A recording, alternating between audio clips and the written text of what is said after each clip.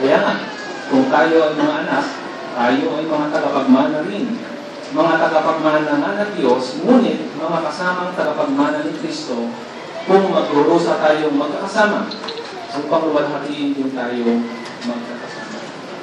Kaya, paano matitiyak ng kabilang sa 144,000 na may mahalangit na pag-asa na pinahira ng banal na Espiritu na sila nga ay kabilang sa grupong ito? Oo, initiyak ng Espiritu ng Diyos na Yehova sa bawat isa sa kanila na meron silang mahalangit na pag-asa. At udyok ng banal na Espiritu ni Yehova, pakikilusin sila ngayon na makipahagi sa mga emblema ng memorial. Alalaong bagay ang tinapay at alam. Yamang sila lamang ang karapat-dapat makipahagi. Ngayon, sa kabilang dako naman, ang karamihan sa mga dumadalo sa hapunan ng Panginoon ay walang makalangit na pag-asa. Nais natin ulitin yun. Karamihan sa mga dumadalo sa hapunan ng Panginoon ay walang makalangit na pag-asa. Ibig sabihin, mas nakararaming bilang ng mga tapat na tao ang may makalupang pag-asa. At tayo, na narito kayo na tuwang-tuwa na isipin yung mga pagpakalang ilalaan sa atin ng Diyos sa lupang paraiso. Wala. Hindi ko mga... Yan na natin, kung ano ba yung mga kapanapanawin ng mga pagpakala na ilalaan sa atin ng Diyos sa lupang paraiso. Halimbawa, para sa mga bata, yung pagtingin at pagmamasid sa iba't ibang mga hayop sa Zoom ay talagang kasiya-siya sa inyo. Hindi ba? Para sa mga bata. Yung makakita lang kayo ng iba't ibang mga hayop ay makapagpapasaya na ito sa inyo. Pero masasabi ninyo na kulang ang kasiyahan kabilang ninyo. Bakit? Kasi ang mga hayop na ito ay hindi ninyo mahawakan. Hindi ninyo makalaro. Hindi ninyo mayakap. Bakit? Kasi mababangis sila, kaya sila nakatulog. Pero, anong magbabago ang magaganap sa gayong kalagayan kapag dumating na ang paradiso ng lupa? O, subaybayan natin yung sinasabi ng Isaiah 11, 6 hanggang 9. Mga bata, pakisuyo, nasa bulugan din tayo sa inyong mga kopya ng Biblia. Isaiah 11,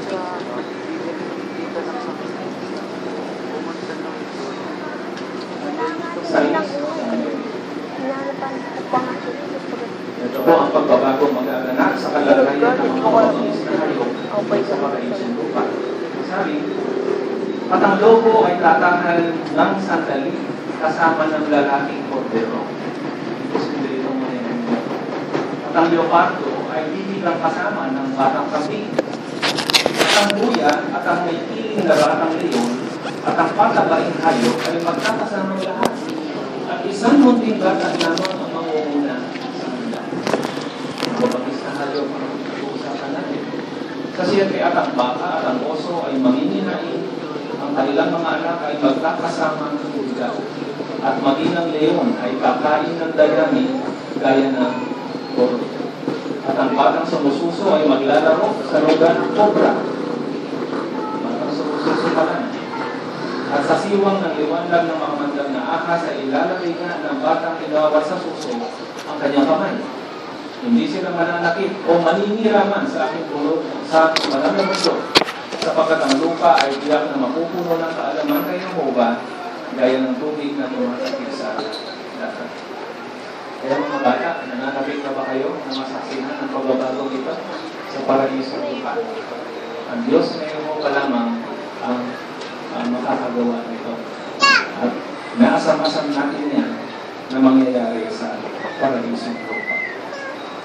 Para naman sa mga may sakit o may kapansanan sa ngayon na nagpapahirap sa kanila, tiyak na inaasam-asam na nila ang katuparan ng Isaiah 35, talatang 5 at 6. Pakisuyo, basahin din natin ang kamanghamang pagpapalang ito. Isaiah 35, 5 at 6. Sabi, sa panahon iyon ay magdidilat ang mga mata ng mga bulag at ang mga tinga ng mga bingi ay nabubuksan. Sa panahon iyon ay aakyat ang pilay na gaya ng lalaking musa at ang dila ng pili ay hihiyaw sa katuwaan sapagkat sa ilang ay bubukal na susi at ang mga ilog sa disyertong kapatagan. Kaya wala na tayong iindaing sakit pagdating ng bagong sanlibutan o sa lupang paradiso. Anong binabanggit sa Isaiah 33:24? Walang sino man na tumatahan sa lupain. Doon sa paraisong lupa ang magsasabi na ako ay Islam. Hindi ba napapanamanalig na pag-asa ito para sa mga may sakit o may kapansanan? Para naman sa mga ama ng tahanan, ang pagkakaroon ng sariling bahay at yung nagirao sa pangangailangan ng pamilya sa araw-araw ay napakalaking hamon ngayon.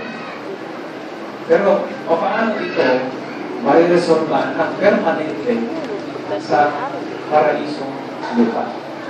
Yan naman ay sinasagot ng Isaiah 65:21-23. Basahin din po natin ito. Isaiah 65:21-23.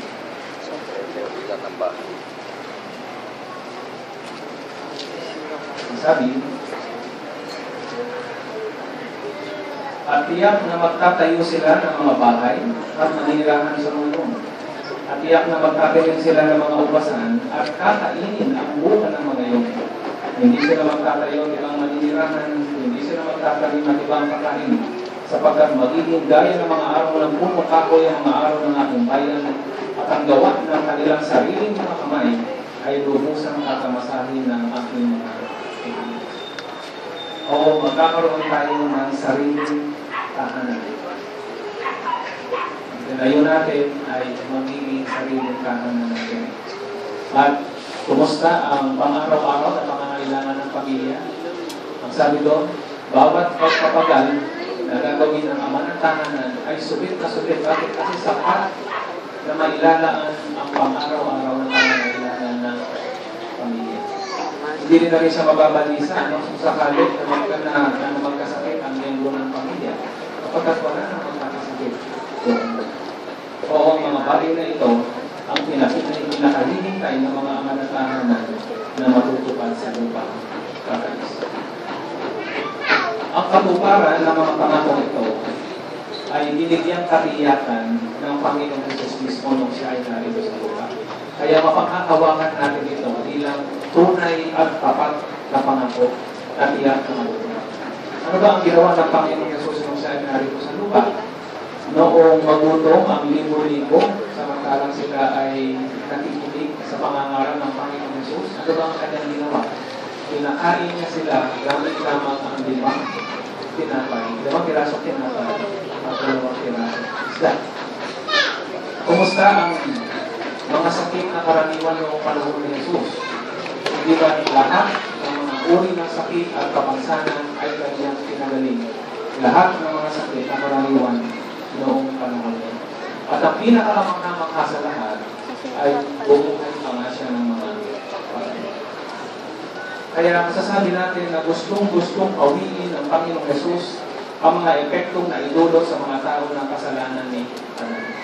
Gusto niya itong gawin at ginawa na niya ito gamit ang bigay Diyos na kapangyarihan mula sa Diyos na ito. Kaya itanungin natin ang ating mga sarili ngayon. Ngayong nailarawan natin sa ating isipan kung ano ang magiging buhay natin sa lupang paradiso, kung gaano ito maganda, pagkayapa, perfecto. Ang tanong ay, nakikita mo ba ang iyong sarili sa bagong sanlibutan? Nakikita ba natin ang ating sarili, ang ating mga pamilya, ang ating mga katabi, ang ating mga koordinasyon na bahagi ng mga pagpapalain sa bagong sanlibutan? O gustong-gusto ng Diyos na Jehovah na naroon tayo? Dadako naman tayo sa ikatlong tanong na naibangon kanina, kung sino ang dapat namang makibahagi sa tinapay at alak o mga emblema sa memorial. Sino ba ang dapat makibahagi sa tinapay at alak? Pero, natutuhan natin na kapwa ang may makalangit na pag-asa at ang mga may makalupang pag-asa ay nakikinabang sa hain ni Jesus. Pareho tayo nakikinabang, makalangit man o may makalupang pag-asa. Pero, ang mga may makalupang pag-asa ay hindi nakikibahagi sa mga emblema. Hindi ang mga may makalangit na pag-asa. Bakit natin nasabi yun? Ang dahilan ay dahil ang tinapay at alak ay sumasagisa sa katawan at dugo ni Kristo sa pantanging diwa. Pantanging diwa. Ano ibig sabihin mo? Pero ang isalawa, ang hapunan, ang unang hapunan ng Panginoon. Ikinapit ng Panginoong Jesus ang mga emblemang ito doon sa mga kabilang sa bagong tipan. Ang bagong tipan ay pinakatawanan ng popa ng alak na ginamit ng Panginoong Jesus noon. At ano naman ang bagong tipan? Ang bagong tipan ay ang tipan sa pagitan ng Diyos at ng 144,000 na may makalangit na pag-asa. Ito yung tipan ng kaharian. Kaharian na mamanahin ng 144,000 na binili mula sa lupa na may makalangit na pagtawag.